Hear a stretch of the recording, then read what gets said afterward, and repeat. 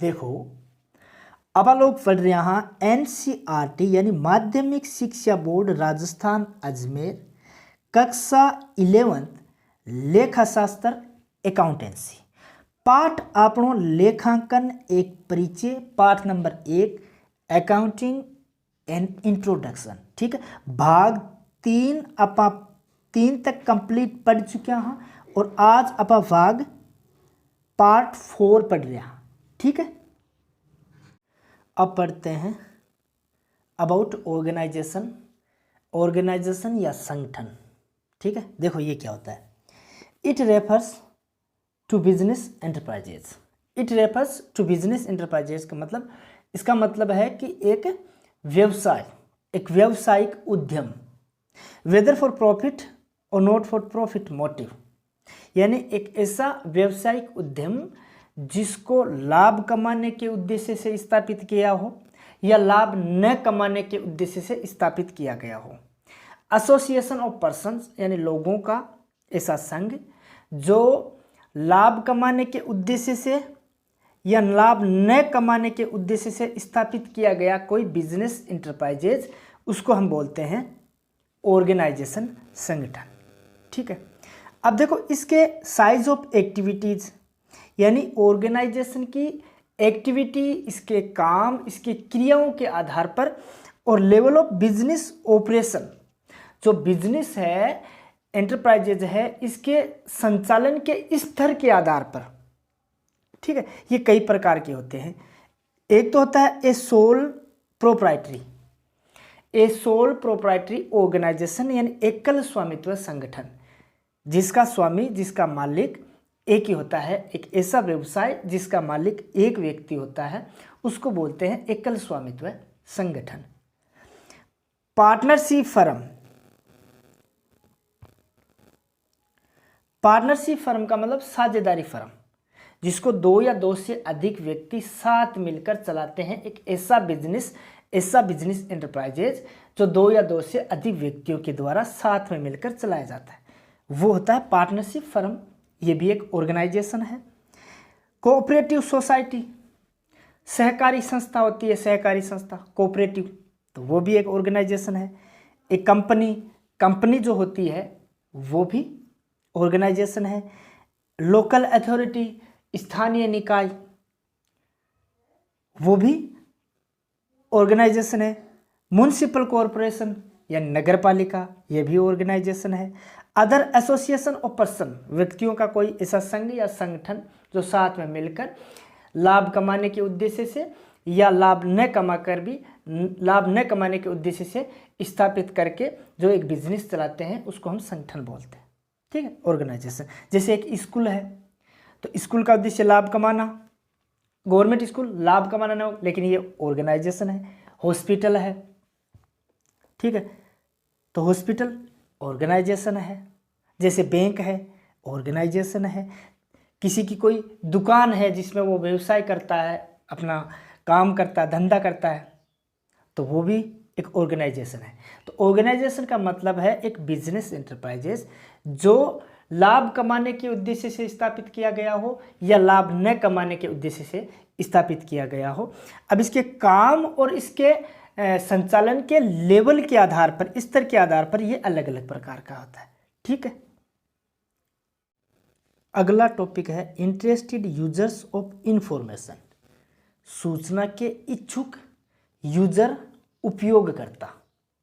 देखो, सबसे पहले तो इंफॉर्मेशन का मतलब कोई न्यूज नहीं है। इंफॉर्मेशन का मतलब होता है अकाउंटिंग इंफॉर्मेशन, लेखांकन सूचना। ठीक है, लेखांकन सूचना मतलब बैलेंस शीट है या प्रॉफिट एंड लॉस अकाउंट है या कैश फ्लो है, फंड फ्लो है या कोई अन्य। ठीक है, ये हुआ अकाउंटिंग इंफॉर्मेशन, इनको बोलते हैं अकाउंटिंग इंफॉर्मेशन। अब देखो, ये जो सूचनाएं होती है ये रिपोर्ट्स के रूप में भी हो सकती है।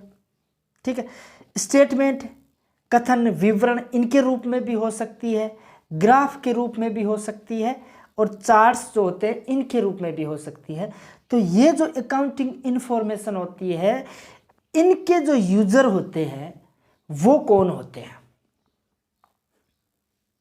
देखो, इनके जो यूज़र होते हैं वो दो प्रकार के होते हैं। एक तो होते हैं इंटरनल यूजर्स यानी आंतरिक यूज़र, और एक होते हैं एक्सटर्नल यूज़र। इंटरनल यूजर्स का मतलब होता है कोई भी व्यवसाय जो है, बिजनेस जो है, उसके अंदर के व्यक्ति, उसमें काम करने वाले व्यक्ति, वो होते हैं इंटरनल यूजर्स। ठीक है। और इसके अलावा जो व्यक्ति, जो यूजर्स है, वो होते हैं एक्सटर्नल, बाहर के यूजर्स। ठीक है।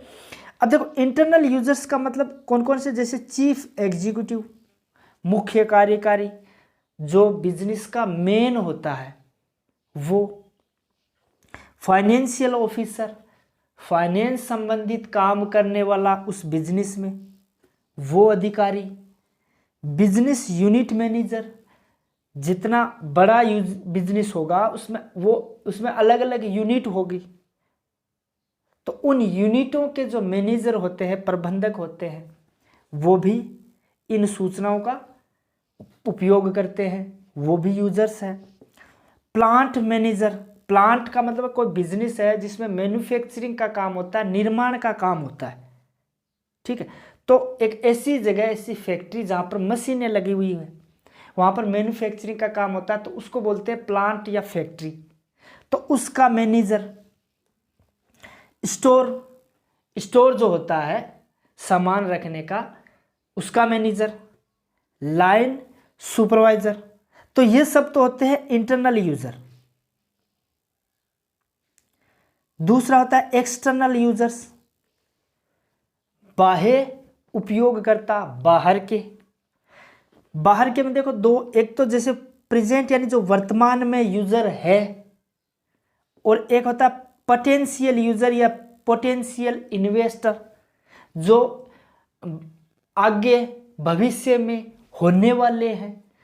तो एक्सटर्नल यूजर्स में एक तो प्रेजेंट, वर्तमान में, और एक आगे इन फ्यूचर होने वाले हैं। वर्तमान में जैसे क्रेडिटर का मतलब होता है लेनदार, जो बिजनेस से, व्यवसाय से कुछ मांगता है, जैसे उसने कोई लोन दिया है, कोई सामान दिया है, तो वो लेनदार है, पैसे रुपये मांगता है, तो क्रेडिटर बोलते हैं उसको। जैसे बैंक है, कोई अन्य फाइनेंशियल संस्था है, तो ये बाहरी यूजर हो गई, इसको भी इन सूचनाओं की जरूरत पड़ती है।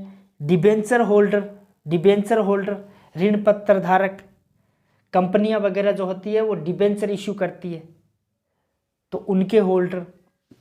टैक्स अथॉरिटीज यानी सरकार की तरफ से टैक्स कलेक्शन करने वाली अथॉरिटी, संस्थाएं, जैसे इनकम टैक्स है, जीएसटी का डिपार्टमेंट है, तो ये टैक्स अथॉरिटीज है।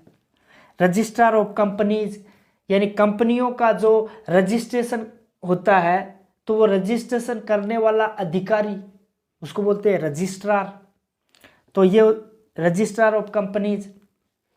Security exchange board of India, SEBI. Labour unions, जो लेबर होते हैं, श्रमिक जो होते हैं, इनका यूनियन जो होता है, इनका यूनियन बना होता है, तो वो लेबर यूनियंस, उसको भी इन सूचनाओं की ज़रूरत, यूज करते हैं इन सूचनाओं का। Stock exchange and customers. ठीक है, ये तो है वर्तमान में, प्रेजेंट के यूज़र। और पोटेंशियल यूजर्स का मतलब है होने वाले, भावी यूजर्स, जैसे कि शेयर होल्डर है, कोई फाइनेंस का काम करने वाला जो शेयर मार्केट का काम करता है, शेयर खरीदने बेचने का काम करता है, यानी कि शेयर होल्डर, तो उनको भी कंपनियों की इन रिपोर्ट्स की ज़रूरत पड़ती है। वो कंपनियों की इनकी रिपोर्ट्स के आधार पर अपने पैसे इन्वेस्टमेंट करता है। तो ये होते हैं दो तरह के यूज़र। अब अकाउंटिंग का मीनिंग फिर से समझो। जैसे कोई ऑर्गेनाइजेशन है,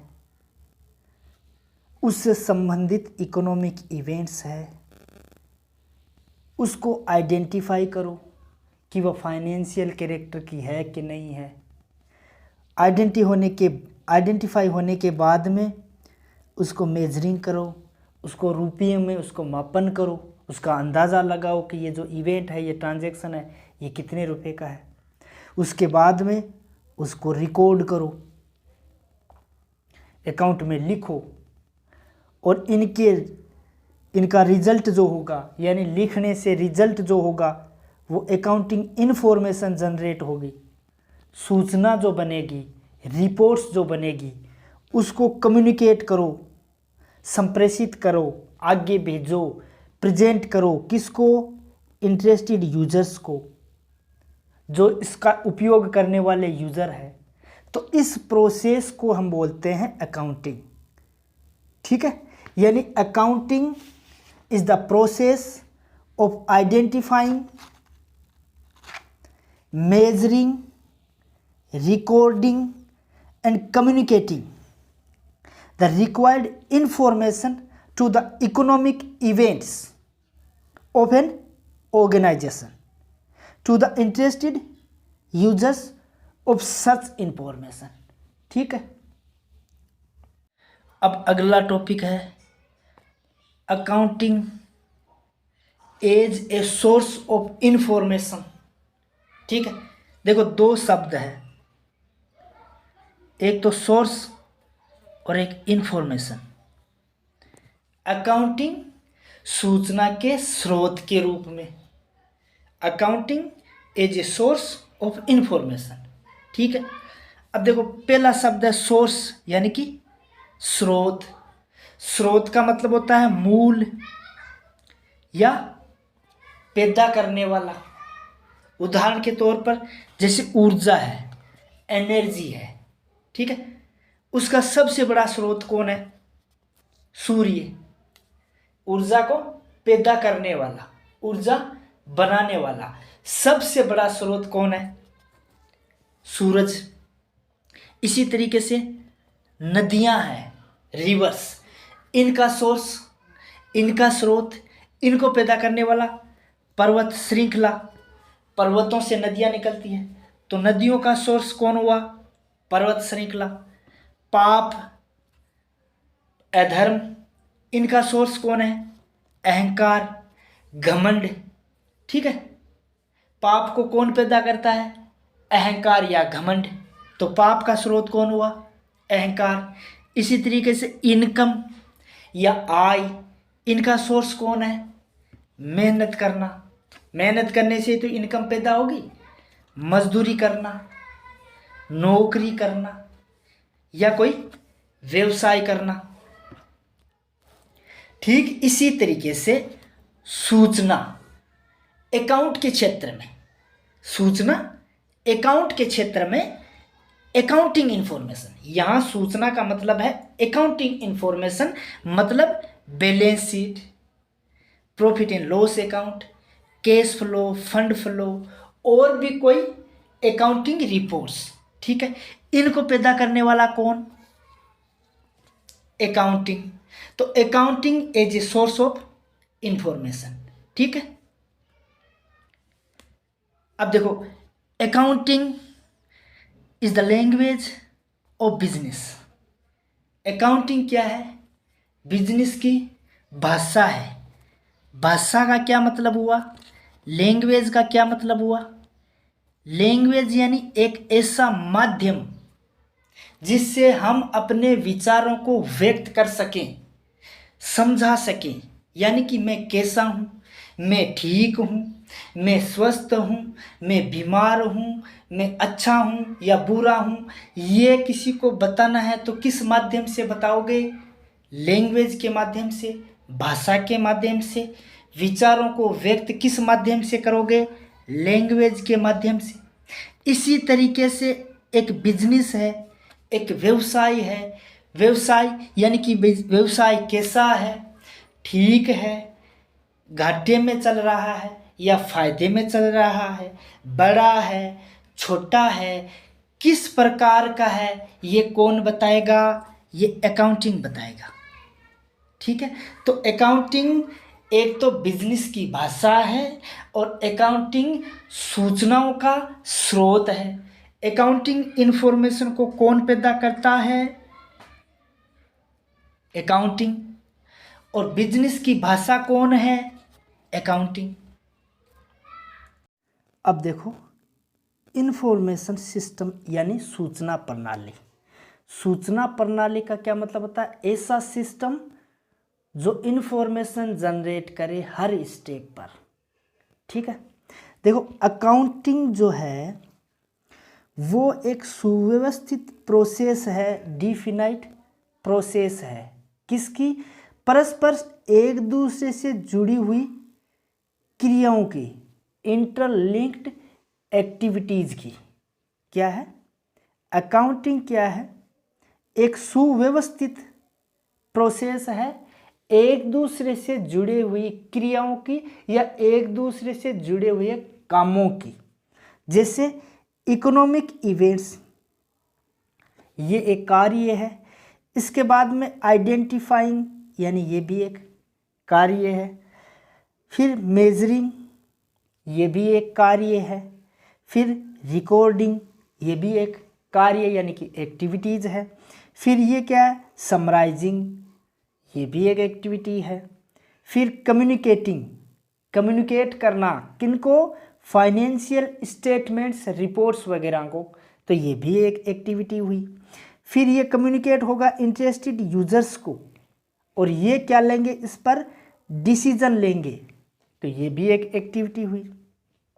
फिर इस डिसीजन से ये कोई एक्शन लेंगे, यानी जब कोई डिसीजन लेंगे तो उस डिसीजन को पूरा करने के लिए फिर से एक्शन करेंगे, कोई कार्य करेंगे, और उस कार्य में फिर से इकोनॉमिक इवेंट्स आएगी और फिर से आइडेंटिफाइंग, मेजरिंग, रिकॉर्डिंग। तो ये एक सुव्यवस्थित चलने वाले कामों की प्रोसेस है।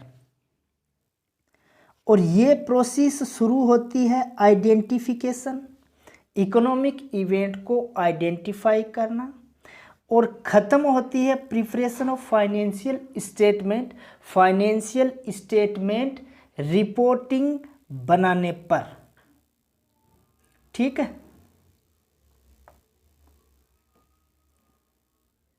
अब देखो इकोनॉमिक इवेंट्स, ये चार्ट हमने पहले भी देखा था। इकोनॉमिक इवेंट्स, उस पर अकाउंटिंग प्रोसेस होगी, आइडेंटिफाइंग होगी, मेजरिंग होगी, रिकॉर्डिंग होगी, समराइजिंग होगी। उसके बाद में कम्युनिकेटिंग होगी। कम्युनिकेट किया जाएगा यूजर्स को, इंटरनल यूजर्स, एक्सटर्नल यूजर्स। फिर ये लोग डिसीजन लेंगे, फिर उस डिसीजन पर एक्शन होगा, फिर इकोनॉमिक इवेंट्स, फिर अकाउंटिंग प्रोसेस। और हर स्टेप में 1, 2, 3, 4, 5, हर स्टेप में एक सूचना जनरेट होगी। इसीलिए ये क्या है? सूचना प्रणाली। यानी accounting it is a means, यानी ये एक साधन है टू फैसिलिटेट को मतलब होता है सुविधाजनक तरीके से the dissemination of information. Dissemination को मतलब होता है प्रसार करना, फैलाना। किसको? इंफॉर्मेशन को, सूचना को। किसको फैलाना? अमोंग डिफरेंट यूजर ग्रुप, जो इसके यूजर है उनको फैलाना। तो अकाउंटिंग एक साधन है सूचनाओं को सुविधाजनक तरीके से फैलाने का। ठीक है, और ये लोग इनसे डिसीजन लेते हैं। ठीक है, तो इस आधार पर हम ये कह सकते हैं कि अकाउंटिंग का जो अनिवार्य कार्य यानी एसेंशियल फंक्शन जो है वो है डिसेमिनेशन ऑफ इंफॉर्मेशन, यानी सूचना का प्रसार। अनिवार्य का मतलब लाजमी, ऐसा कार्य जो करना ही है, कंपलसरी। अब जब सूचना कार्य करना अनिवार्य है तो सूचनाओं को, अकाउंटिंग इंफॉर्मेशन को उपयोगी बनाने के लिए ये आगे जो बिंदु दिए हैं इनको ध्यान में रखना सुनिश्चित किया जाए। 1 नंबर पॉइंट है आर्थिक निर्णय लेने के लिए सूचना उपलब्ध कराना, यानी सूचना इस प्रकार हो जिनसे इकोनॉमिक डिसीजन, आर्थिक निर्णय लिए जा सके। वित्तीय विवरणों को सूचना के प्रमुख स्रोत मानकर उन पर निर्भर करने वाले यूजर्स की सेवा करना, यानी सूचना इस प्रकार की हो कि जो इन पर डिपेंड रहने वाले यूज़र है, जिनका ये मुख्य स्रोत है, उनके लिए रिलायबल हो, विश्वसनीय हो। संभावित रोकड़ प्रवाह की राशि, समय, अनिश्चितता के पूर्व अनुमान लगाने एवं मूल्यांकन के लिए उपयोगी सूचना उपलब्ध कराना। लक्ष्यों की प्राप्ति के लिए संसाधनों के प्रभावी उपयोग के लिए मैनेजर्स की योग्यता की जांच के लिए सूचना प्रदान करना। ऐसे विषय जिनकी व्याख्या, मूल्यांकन, पूर्वानुमान, आकलन किया जाता है, उनको निहित संकल्पनाओं को स्पष्ट करने के लिए तथ्यात्मक और व्याख्यात्मक सूचना प्रदान करना और समाज को प्रभावित करने वाले कार्यों से संबंधित सूचना प्रदान करना। अब मिलाते हैं test your understanding. First, complete the following sentence with appropriate word, यानी ये जो सेंटेंस है इनमें कुछ वर्ड खालिस्तान को भरकर इस वाक्य को कंप्लीट करना है। ठीक है, जैसे information in financial report is based on, यानी फाइनेंशियल रिपोर्ट यानी कि बैलेंस शीट है, प्रॉफिट एंड लॉस अकाउंट है, इन सारों में जो सूचना होती है वो किस आधार पर जनरेट होती है? इकोनॉमिक ट्रांजैक्शन के आधार पर, यानी इकोनॉमिक इवेंट्स, उस पर फिर आइडेंटिफाई, मेजरिंग, रिकॉर्डिंग, ये सारे होने के बाद में फाइनेंशियल रिपोर्ट्स बनती है। तो ये किसके बेस पे बनती है? इकोनॉमिक इवेंट के बेस पर। ठीक है, 2 नंबर देखो, इंटरनल यूजर, आंतरिक user are the of the business entity, यानी जो इंटरनल यूजर होते हैं वो बिजनेस एंटिटी। देखो एंटिटी का मतलब आगे समझेंगे, अभी एंटिटी जो होता है वो ऑर्गेनाइजेशन को ही एंटिटी बोलते हैं। बिजनेस एंटिटी यानी बिजनेस ऑर्गेनाइजेशन। तो बिजनेस ऑर्गेनाइजेशन में इंटरनल यूजर कौन होते हैं? मैनेजमेंट, यानी कि मैनेजर वगैरह, फाइनेंशियल ऑफिसर वगैरह, ये सब, और इसके अलावा एम्प्लॉयज, काम करने वाले वर्कर, ये होते हैं इंटरनल यूजर। ठीक है, a would most likely use an entity's financial report to determine whether or not the business entity is eligible for a loan, यानी इसमें कहा है कि वो कौन है जो बिजनेस की एंटिटी की फाइनेंशियल रिपोर्ट का प्रयोग करके ये डिटरमाइन करता है, ये निर्धारित करता है कि जो बिजनेस एंटिटी है वो लोन पाने के लिए या बिजनेस को लोन देने के लिए दिया जाए या ना दिया जाए, ये कौन देखता है? यानी फाइनेंशियल रिपोर्ट को इस आधार पर कौन देखता है कि किसी बिजनेस को लोन देना है कि नहीं देना है? ये देखता है क्रेडिटर, यानी कि क्रेडिटर का मतलब लेनदार या लोन देने वाला। द इंटरनेट हैज असिस्ट यानी काम करता है, इंटरनेट काम करता है इन डिक्रीज करने में, किसी चीज को कम करने में, इन इश्यूइंग फाइनेंशियल रिपोर्ट को इश्यू करना टू यूजर्स के लिए। यानी इंटरनेट जो है वो फाइनेंशियल रिपोर्ट को इश्यू करने के लिए किस चीज को डिक्रीज करता है? टाइम गैप को, यानी टाइम, समय अंतराल को कम करने में सहायता करता है इंटरनेट। यानी इंटरनेट के माध्यम से कम समय में हम फाइनेंशियल रिपोर्ट्स जनरेट कर सकते हैं। ठीक है, users are group outside the business entity, यानी ऐसा ग्रुप बिजनेस एंटिटी की आउटसाइड, बिजनेस ऑर्गेनाइजेशन के बाहर के क्षेत्र के, who uses the information to make decision about the business entity, जो ये डिसीजन लेते हैं बिजनेस के बारे में, डिसीजन लेने के लिए सूचनाओं का प्रयोग करते हैं। कौन यूजर होते हैं? आउटसाइड यूजर यानी एक्सटर्नल यूजर। एक्सटर्नल यूजर जो होते हैं वो बिजनेस के आउटसाइड यूजर्स होते हैं और वो इन सूचनाओं का प्रयोग, बिजनेस के संबंधित सूचनाओं का प्रयोग डिसीजन लेने के लिए करते हैं। ठीक है। इंफॉर्मेशन यानी सूचना is said to be relevant, यानी सूचना है वो उचित मानी जाएगी, उपयुक्त मानी जाएगी, इफ इट इज, यदि यह है, क्या है? फ्री फ्रॉम बायस। बायस का मतलब होता है पक्षपात, यानी अगर सूचना किसी एक ग्रुप को, किसी एक यूजर को, किसी पर्टिकुलर यूजर को ध्यान में रखकर, उसके पक्ष को ध्यान में रखकर सूचना तैयार की गई है तो वो सूचना है वो उपयुक्त नहीं होगी, वो अनुपयुक्त होगी। इसीलिए जो पक्षपात मुक्त सूचना होगी, फ्री फ्रॉम बायस जो इंफॉर्मेशन होगी, फाइनेंशियल रिपोर्ट्स जो होगी, उसको हम रिलेवेंट मानेंगे, उपयुक्त मानेंगे, उचित मानेंगे। The process of accounting, accounting की प्रक्रिया स्टार्ट विद, शुरू होती है कहां से?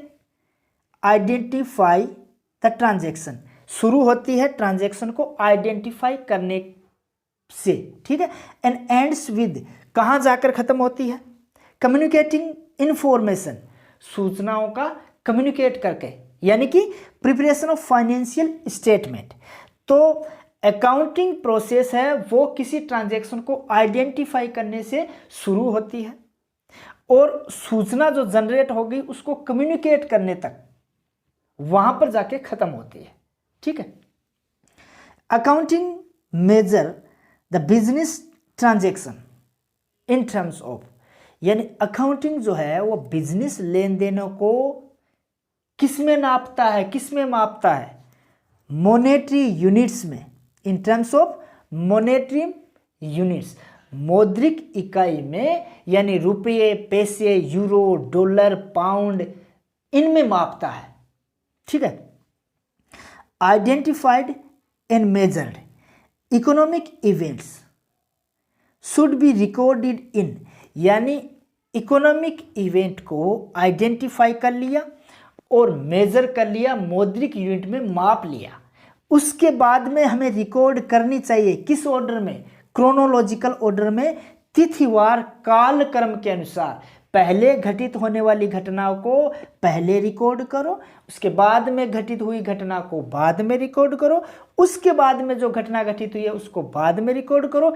इस हिसाब से तिथिवार रिकॉर्ड करना होता है।